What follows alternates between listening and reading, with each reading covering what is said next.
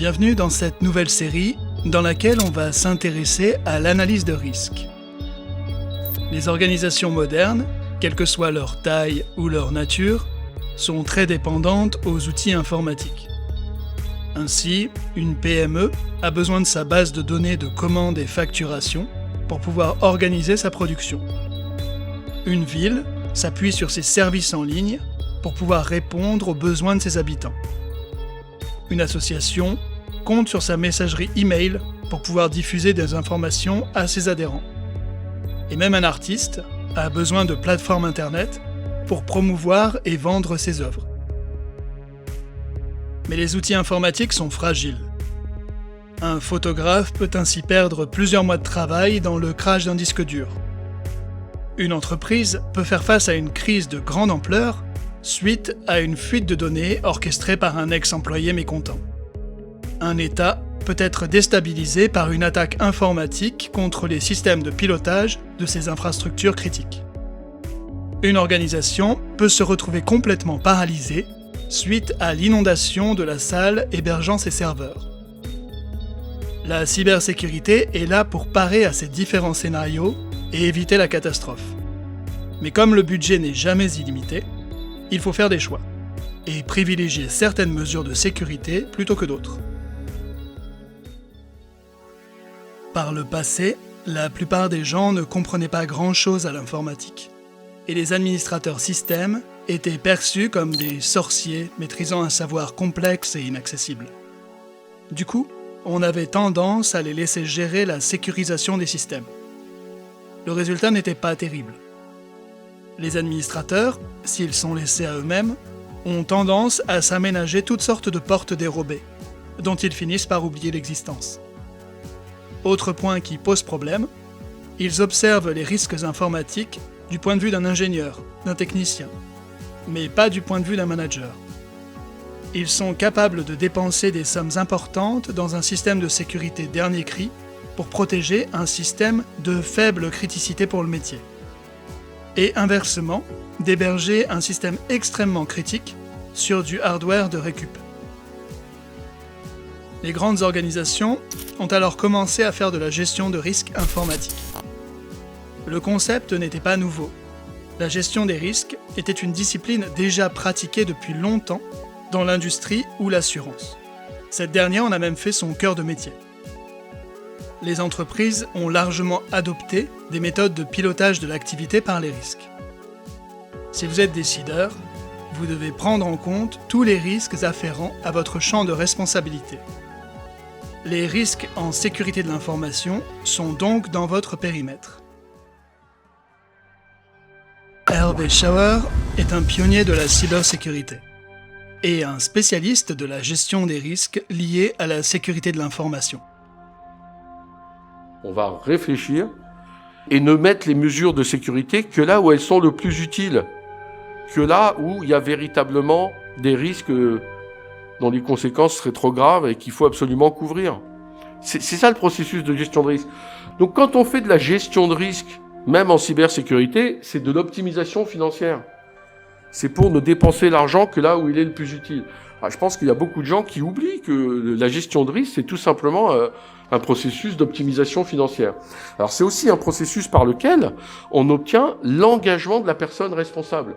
Donc la personne responsable, c'est quelqu'un qui doit être parfaitement informé des enjeux. Vous savez, il y a énormément de chefs d'entreprise, de responsables métiers qui prennent des risques sans le savoir. Donc c'est votre rôle en tant que gestionnaire de risque en sécurité, c'est votre rôle en tant que RSSI, de faire en sorte que cette autorité soit parfaitement informée des risques qu'elle prend, des risques qu'elle fait prendre à son organisme. Une fois qu'elle est parfaitement informée, c'est elle qui prend la responsabilité. C'est jamais vous. Jamais le spécialiste en cybersécurité, jamais le RSSI ou le gestionnaire de risque. C'est celui qui a l'autorité d'arbitrage budgétaire. Alors, c'est très ambigu puisque, vous savez, dans les normes, c'est appelé le propriétaire du risque. Propriétaire du risque, ça peut,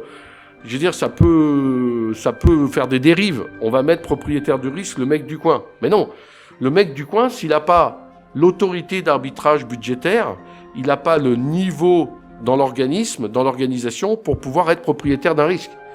Celui qui est propriétaire d'un risque, c'est celui qui a la capacité à le prendre au nom de son organisme. Généralement, c'est toujours celui qui a les cordons de la bourse. Donc voilà, ça, pour moi, c'est très important.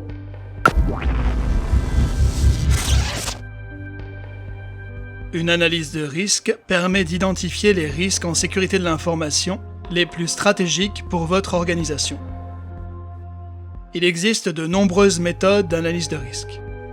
On peut citer par exemple Octave, NIST SP 800-30, ISO 27005 ou encore EBIOS.